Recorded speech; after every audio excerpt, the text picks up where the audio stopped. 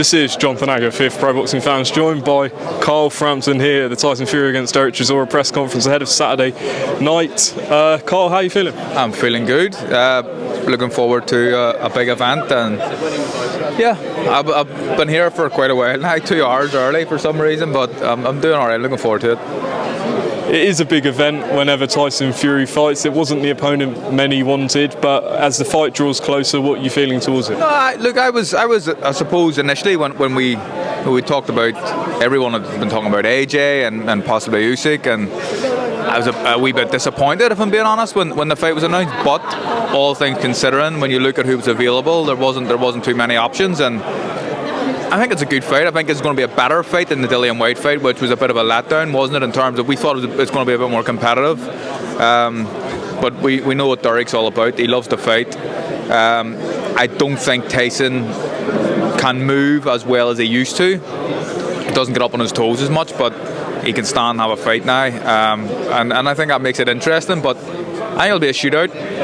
Tyson will win the fight, I think, middle rounds probably, but it's going to be, I think it'll be exciting while it lasts. Is that how you think it's going to go? You think both men are just going to let hell loose basically in the first 6? Yeah, I think there'll be a fight, and they've talked about it, and they'll meet in the centre of the ring, and they'll have a fight. You know, we seen Tyson say it before, when the first time he'd done it against Deontay Wilder in the second fight. He'd said, I'm going to stand and I'm going to trade, I'm going to meet you in the centre of the ring, and we thought it was a bluff. You know, he's going to get up on his toes and move, but that's exactly what he done, so there's no reason not to believe him this time, and we know what Derek's all about. That's what he does, so I think it'll be very good. We know that if Tyson wins this fight, it looks like Oleksandr Usyk is next.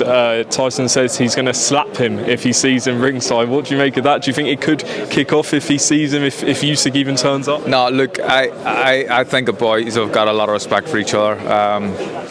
Fury, I don't think Fury's going to slap Usyk. Not that he's not afraid. Obviously, he's more respectful than that, and he'll say these things to create a wee bit of interest in the fight. It's good that we've got Baranchik on the undercard. I think that kind of indicates that there's a link here, and maybe Usyk will be the next fight. So that's the one we're all hoping for.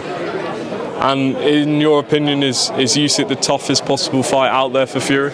Possibly. I think you gotta look at Usyk or Joe Joyce as the toughest fight for him. But in my opinion, I respect all these guys. They're all good fighters and big men, and on their day, all it takes is one shot really, and we hear this all the time. But Fury's number one in my eyes. Based on what you saw last week, where does Dillian Whyte fit back into the picture? It was a tight fight. I think a few people had him losing. It was interesting listening to Fraser Clark, what he was saying, and